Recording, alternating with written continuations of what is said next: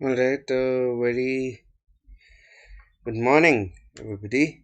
Let me just confirm if we're live or not. Give me a moment as I check if we are live.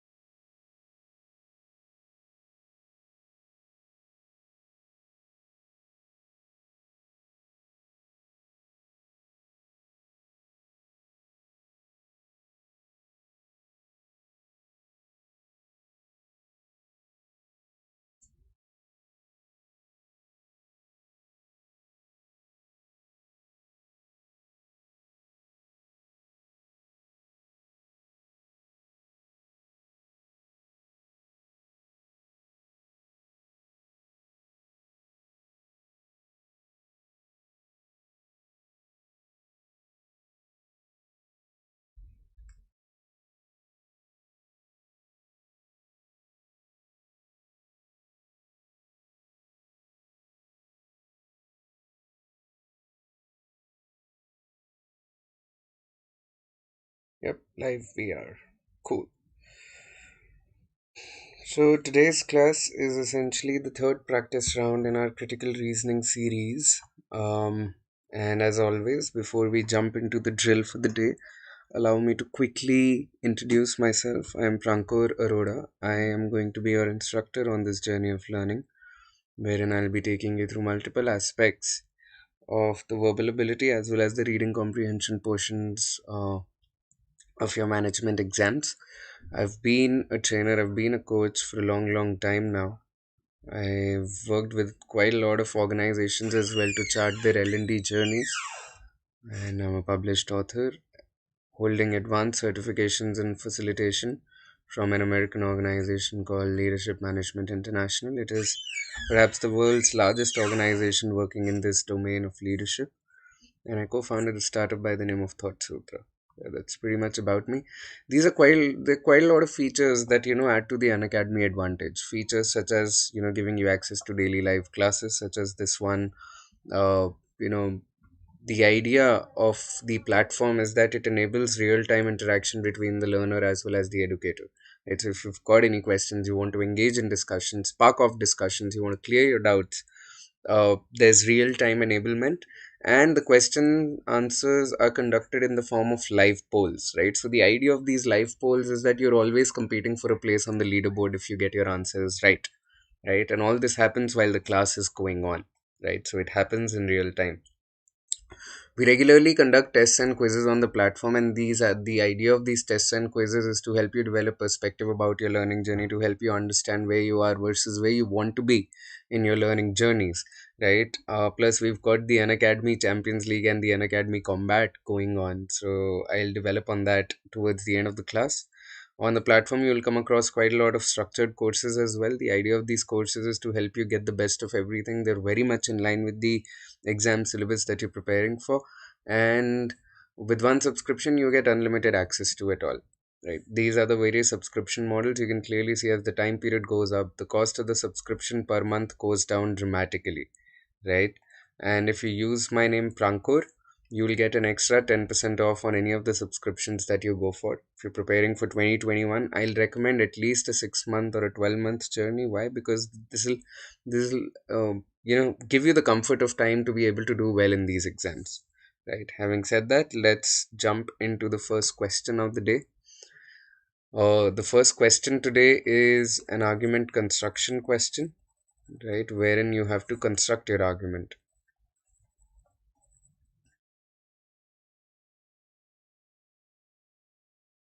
So this is an argument construction question. Which of the following most logically completes the argument? Right? Figure it out. Read the argument. Right? I'll give you 45 seconds to read the argument, and then we'll discuss it.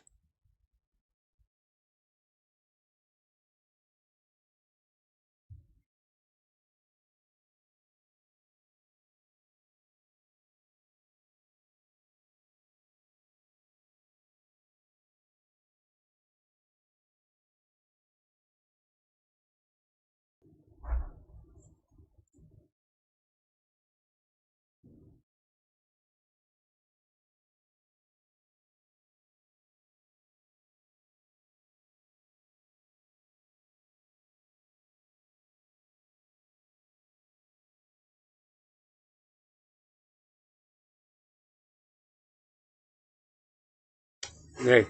So we were discussing this very argument, right? We were discussing this very argument. Furber's syndrome. Furber's syndrome, a viral disease that frequently affects cattle, is transmitted to these animals through infected feed. So we're talking about a particular disease. We're talking about Furber's syndrome, and we are saying that the transmission of it happens through feed. Feed is basically what we give the animals to eat, right?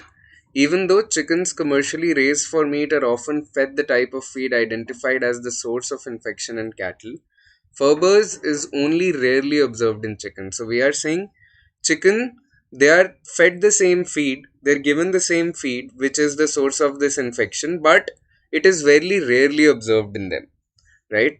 This fact, however, does not indicate that chickens are immune to the virus. And then they are saying that this fact does not mean that chicken are immune to the virus, that the virus will not impact them in any way whatsoever. Since, so you've got to give a reason as to why you think that chickens are not immune to the virus. This is something that we have to figure out in this particular um, in this particular question, in this particular argument, and we'll follow the process of elimination as always. We'll follow the process of elimination. Let's look at each option one by one, right? Option A. Chickens and cattle are not the only kinds of farm animal that are typically fed the type of feed liable to be contaminated with the virus that causes Furber's syndrome. Okay, but this does not mean that chicken are not immune to the virus, right? Plus, we're only concerned with chicken, we're not concerned with cattle, so we can eliminate option A. Option B says Furber's syndrome has been found in animals that have not been fed the type of feed liable to be contaminated with the virus that can cause the disease. Again, Furber's syndrome has been found in animals that have not been fed the feed.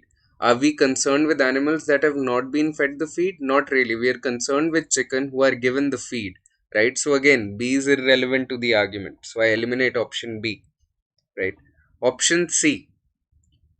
Resistance to some infectious organism, such as the virus that causes Furber's, can be acquired by exposure to a closely related infectious organism. Okay, resistance can be acquired, but we are saying that chicken that are raised for meat are fed the very feed, right?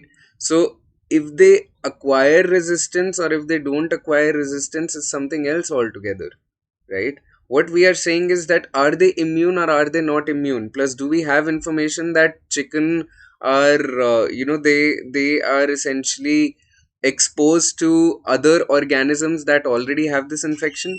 No, right? We don't have all that information, so therefore we can eliminate option C as well. Now we're left with options D and E. Option D says chicken and cattle take more than a year to show symptoms of Furber's. Right? What are they saying? Chicken and cattle take more than a year to show Furber's, and chickens raised for meat, unlike cattle, are generally brought to the market during the first year itself.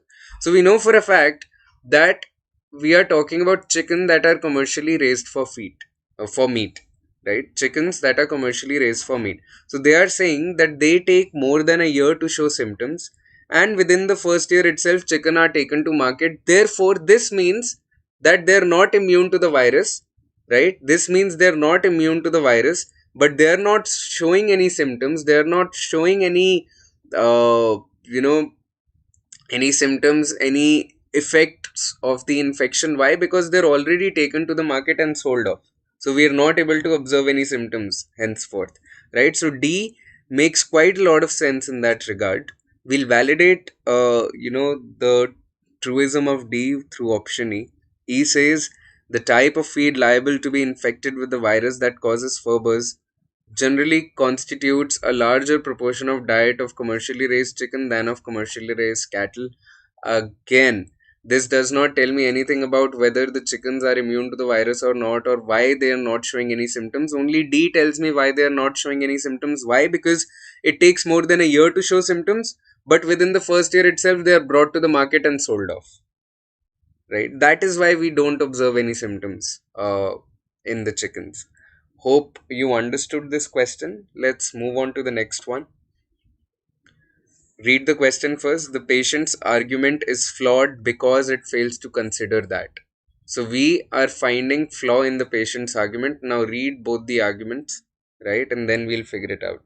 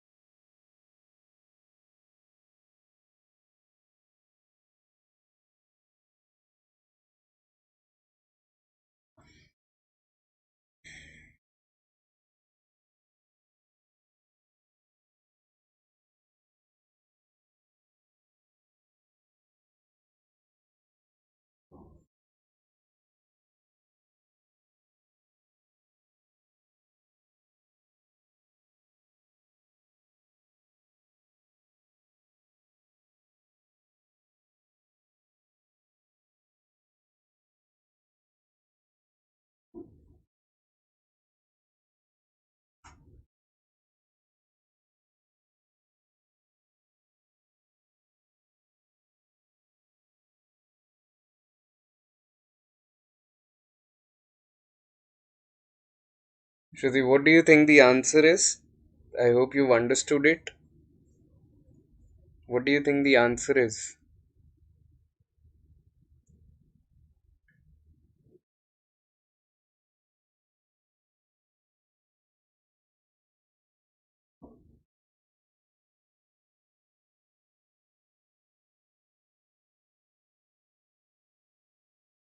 B or D? Okay.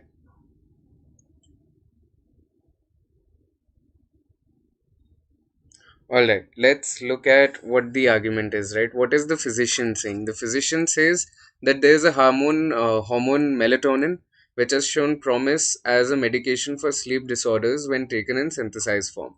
So, melatonin, when taken in synthesized form, has shown promise as a medication for sleep disorders. But then the doctor says because the long term side effects of synthetic melatonin are unknown, however, I cannot recommend its use at this time. So the doctor is saying it has shown promise, but I don't know the side effects, so I will not recommend this. Asim says C. Alright, Asim, let's look at it.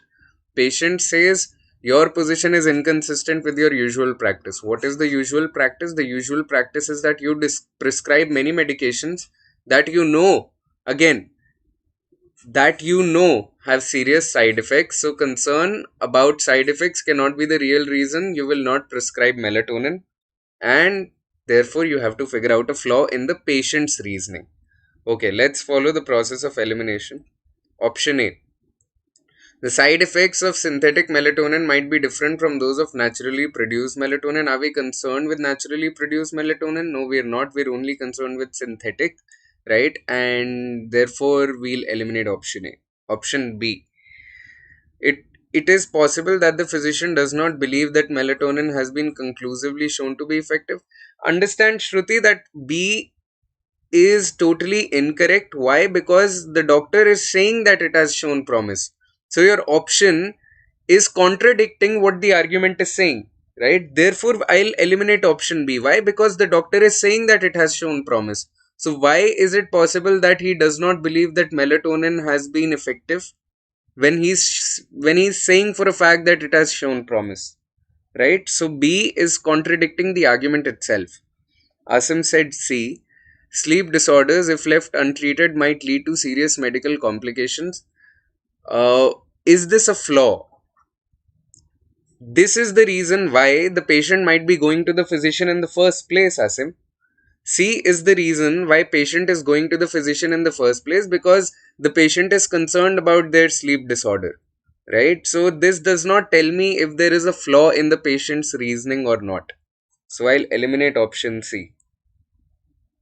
Option D, side effects of a medication can take some time to manifest themselves. Are we concerned about time period? Is the argument about time period? No, it is not about time period at all. Right? It is talking about time period which is out of scope of the argument because we are not talking about time period in any way whatsoever. Right? So I'll eliminate D. I'll go with option E. Okay, why? Because it says known risks can be weighed against known benefits, but unknown risks cannot. Right? Now, here the patient said it is inconsistent with your usual practice. How is it inconsistent? Because you prescribe many medications that you know, this is the operative word, that you know have serious side effects. So the doctor prescribes medication. Why? Because the doctor knows the side effects in those cases. But here, the doctor is shying away from prescribing melatonin even while knowing that it has shown promise. Why? Because the doctor does not know the side effects. So when the doctor knows side effects, the doctor prescribes medication. When the doctor does not, then the doctor doesn't prescribe medication. Right? So this is the flaw in the patient's reasoning. Alright, let's look at the next question. Again, read the question first, then read the argument. The question says, in assessing the plan's chances of achieving its aim, it would be most useful to know which of the following. So this is an argument evaluation question. You have to evaluate the argument.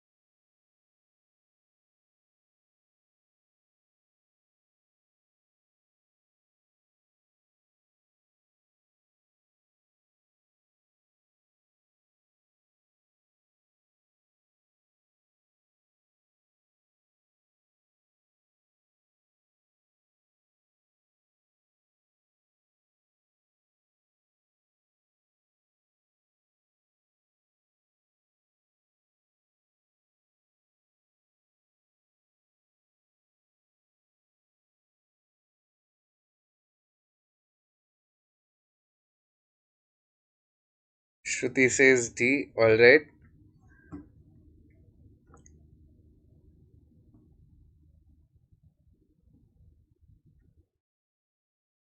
Asan says E. Okay. What is the argument? What is the premise? The premise says a certain automaker aims to increase its market share by deeply discounting its vehicles' prices for the next several months. The discounts will cut into profits, but because they will be heavily advertised, the manufacturer hopes that they will attract buyers from the rival manufacturer's cars.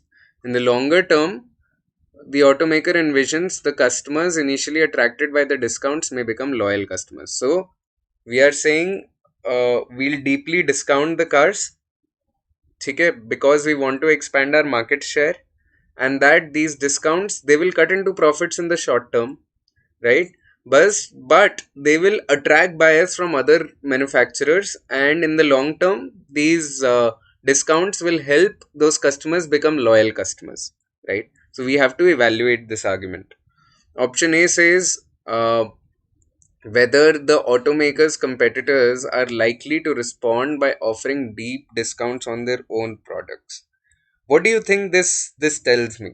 What do you think option A tells me?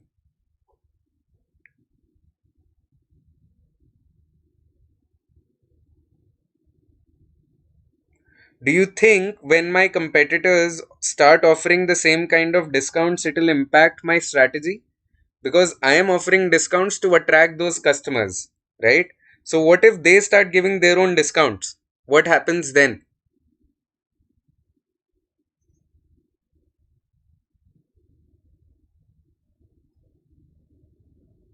Asim, Shruti, what do you guys think? What happens then?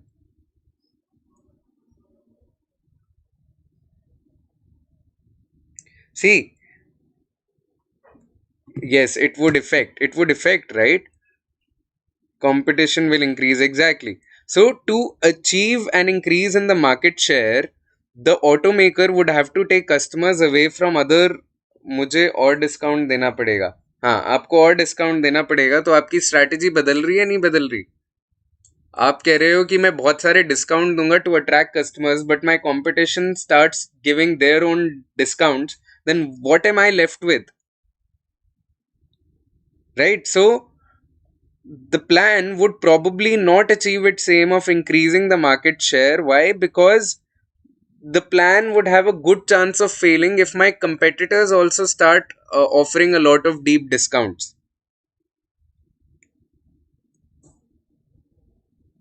right? So that is why it would be most useful to know the answer to this question, whether the automakers' competitors are likely to respond by offering discounts on their own products, to tell me whether my strategy will work or not. Now, let me look at the answers that you guys gave. Shruti went with D and Asim went with E. D says whether the automaker will be able to cut costs sufficiently to maintain profit margins even when the discounts are in effect. See, understand, the discounts that the automaker plans to offer, it says for a fact that it will cut into profits. The argument is telling me that it will cut into profits, right? If it is cutting into profits and I know that, then how does D affect my strategy in any way?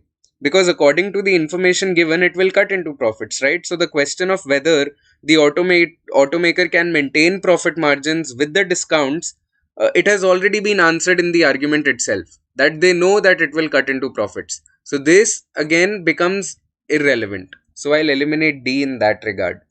Asim E says whether an alternative strategy might enable the automaker to enhance its profitability while holding a constant or diminishing share of the market. See, while it might be, see, Asim, I agree that it might be useful to the automaker to know about alternative strategies, but such knowledge does not help in assessing the likelihood that the plan under discussion will achieve its aim or not, right? This is useful, this is very very useful, but it is not something that the argument is discussing. What the argument is discussing is one single strategy, and we have to evaluate whether that strategy will work or not. So alternative strategies have not been tabled for discussion. Okay, so that is why I'll eliminate option E. Hope that makes sense,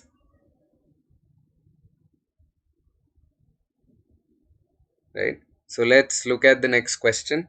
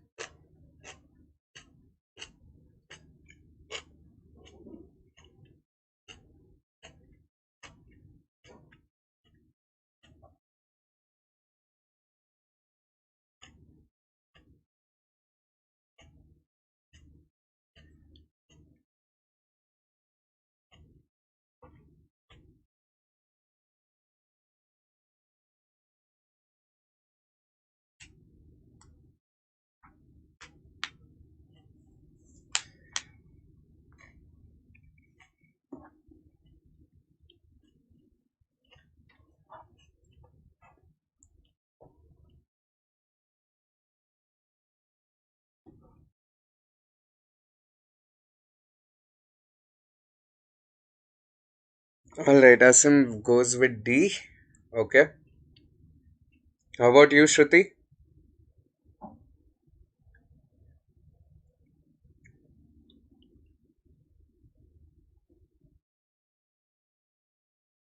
So, what is the situation? What is the argument saying? The situation in the argument is that cabinet making is not art.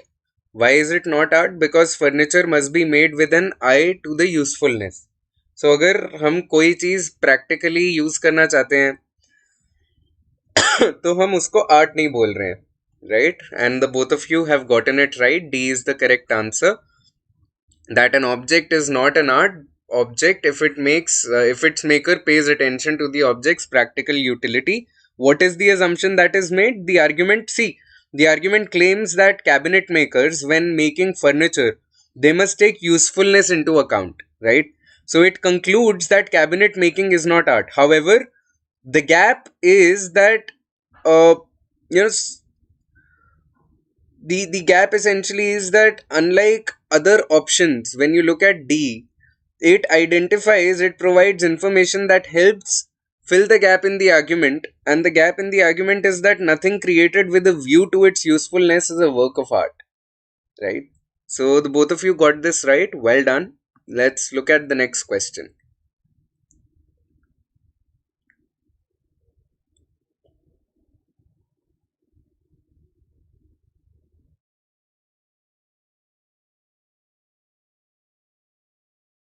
Which of the following, if true, provides the Plexus Corporation with the best reason for postponing advertising its new chip?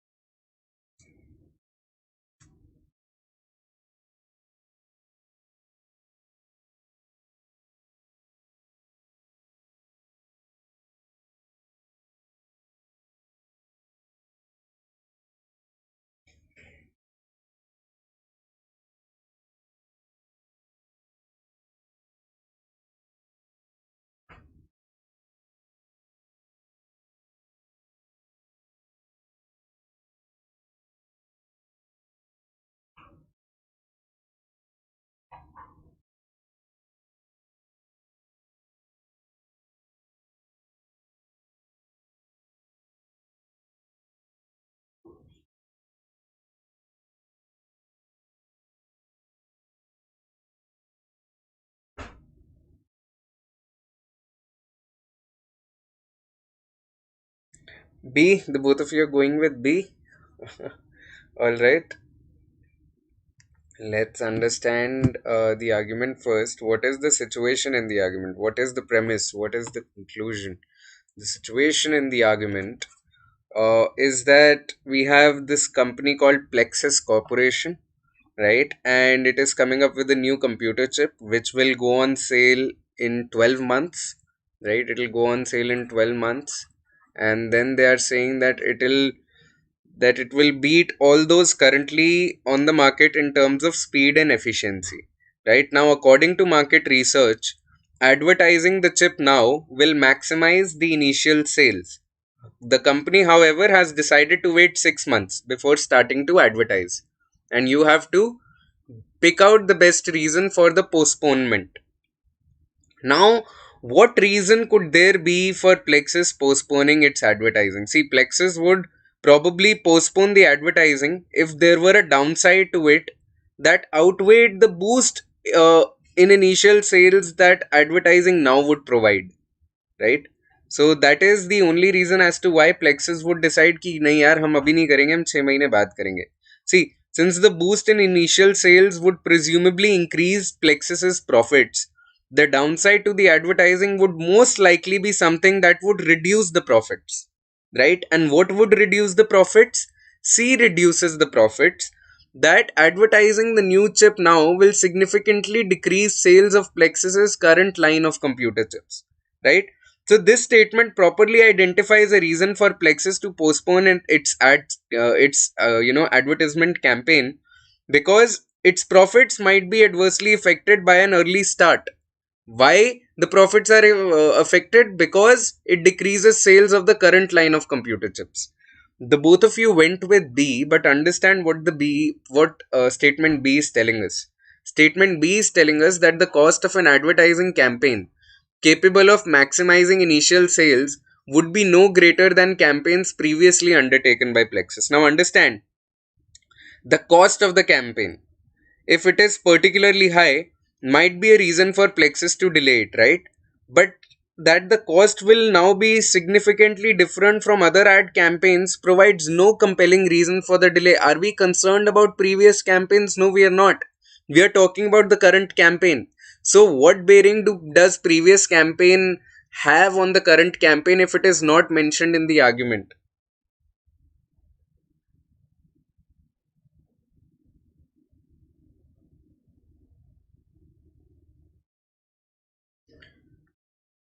Profits कम इसलिए कम हो रहे हैं ना क्योंकि आपकी sales कम हो रही है.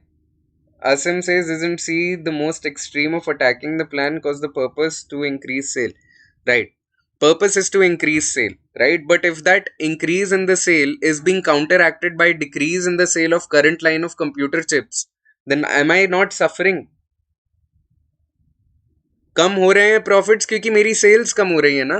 मेरी एक तरफ से सेल बढ़ रही है नई कंप्यूटर चिप की, और दूसरी तरफ से मेरी करंट कंप्यूटर चिप्स की सेल कम हो रही है. सो isn't this impacting my profits? On one side I am increasing my profits by selling the new chip, but on the other side the sales of my current chips are going down. So isn't that counteracting the measure?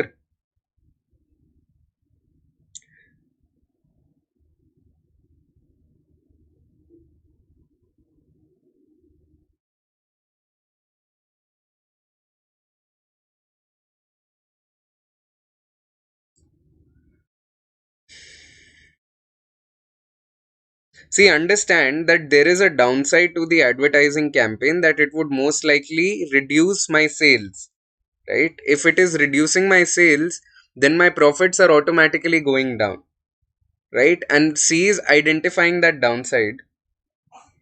Yeah. That happens a lot in critical reasoning questions, Asim. Don't worry about it. Let's look at the next question now. You have to weaken the argument.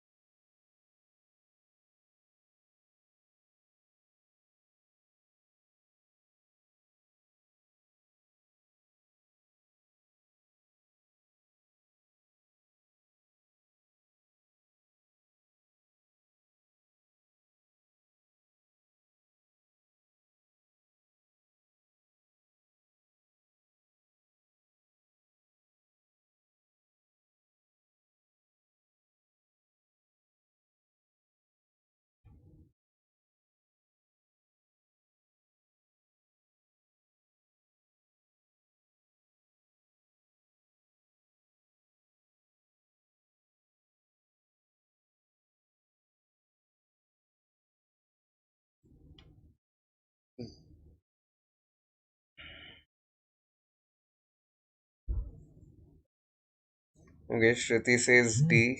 Alright, how about you, Asim?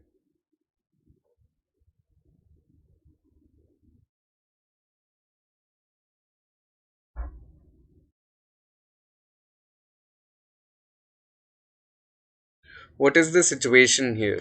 Right, what is the situation here? The situation here is that robot satellites, they used to predict weather patterns and they must be repaired in orbit by astronauts. So space flights carrying astronauts, they must continue. This is what the argument is telling us, that space flights carrying astronauts, they must continue. Why? Because we need to repair the robot satellites that used to predict weather patterns, right? Now, what information could weaken the argument? The passage or the argument, it provides information that the satellites would probably malfunction unless they are repaired, and that to perform these repairs, astronauts are needed, right? So the conclusion is that space flights must continue. So the unstated assumption is that there is no good alternative to repairing the satellite, right? That is the assumption here, that there probably is not a good alternative to repair the satellite, right? Any information that challenges this assumption, the assumption that there is no alternative, will weaken the argument, right? So what if there is a less expensive and a more practical way of preventing the problems that would arise from failure to repair rapidly? And what if there is such an option, right? What if there is such an option? Let's look at D first before I tell you what the answer is. D tells me that repair of satellites, it requires heavy equipment which adds to the amount of fuel needed to lift a spaceship carrying astronauts into orbit. Now, increased fuel costs, they do not weaken the claim that that space flights with astronauts are needed, because nowhere is fuel mentioned in the argument. We don't know whether cost of fuel is even a variable or not. We don't know that right now, right? We don't know if cost of fuel is an alternative, right? But when you look at option E says technical obsolescence. Technical obsolescence of robot satellites makes repairing them more costly and less practical than sending new improved satellites into orbit. So this information challenges the assumption in the argument that there is no good alternative to repairing the satellite. There is an alternative. The alternative is, you know what, send new improved satellites, because when you repair the current ones, that is more costly and that is less practical, right? So E is a more viable weakening argument than D, because cost of fuel, we don't know whether it is a variable or not. Fuel is not mentioned in the argument, so I don't know whether it is even a variable or not. Are you getting my point?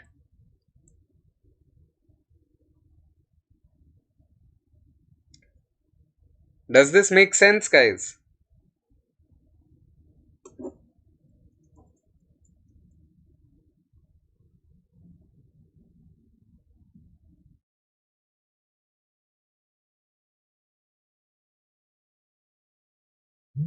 Okay,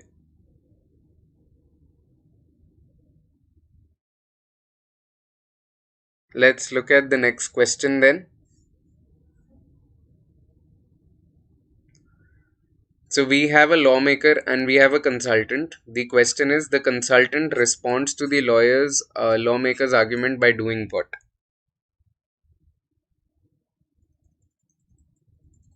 Right. So Asim, whenever you are solving reasoning questions, no.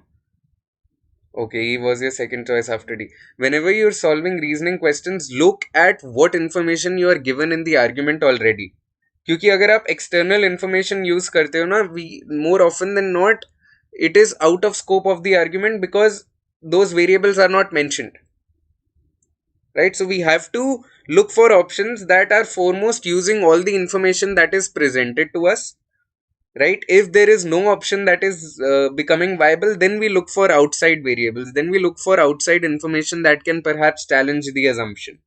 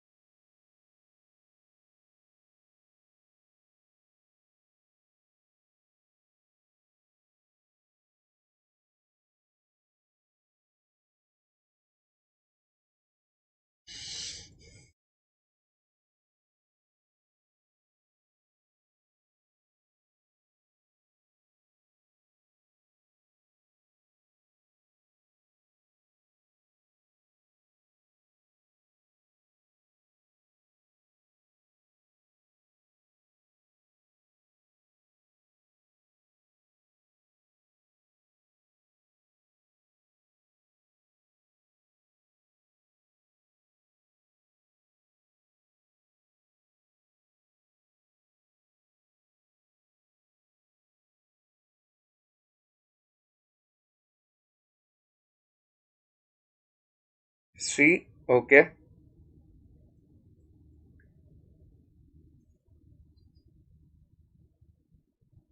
What do you think, Asim?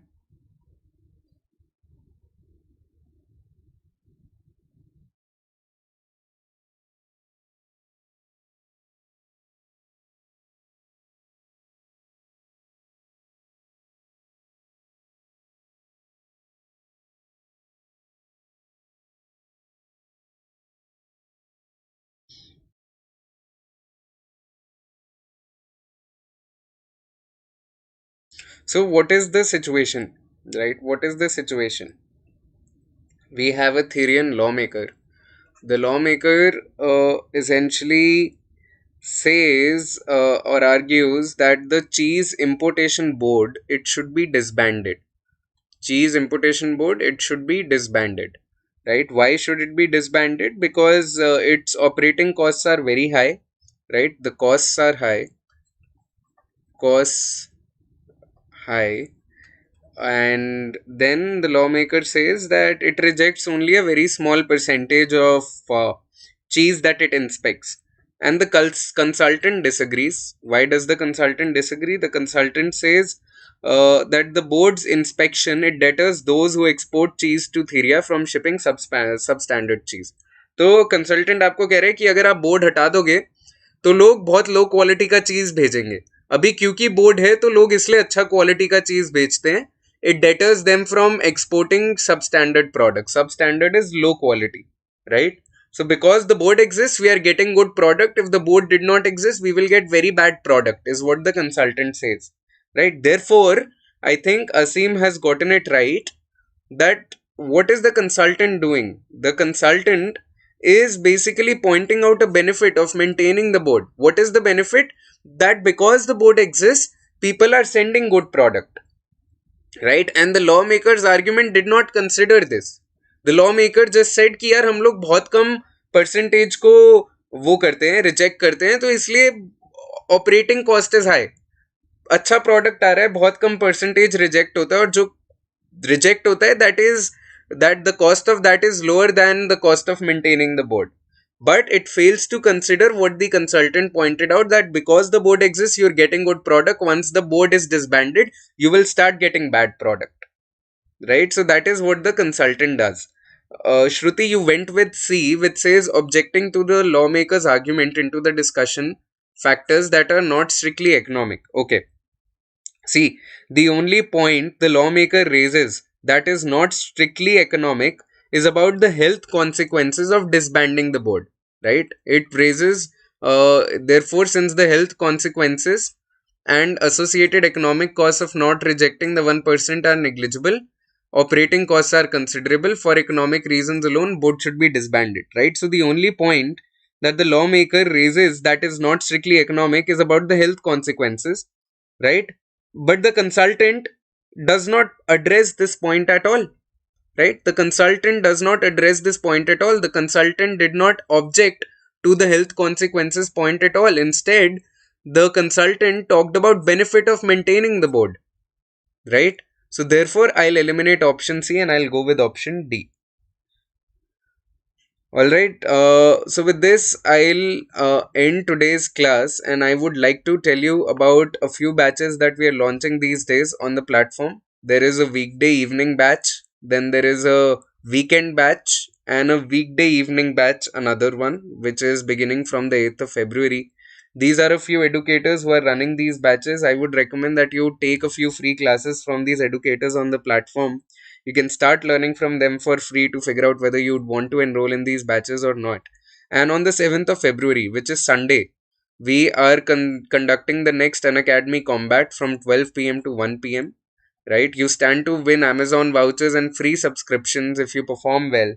And you can unlock this exam by using my first name, which is Prankur, Prankur. Right? So I would urge you to do that.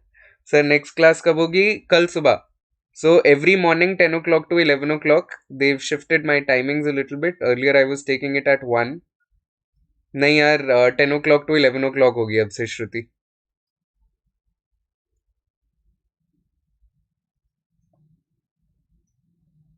ठीक है. Thank you so much for tuning in. I'll see you guys tomorrow now. Bye bye.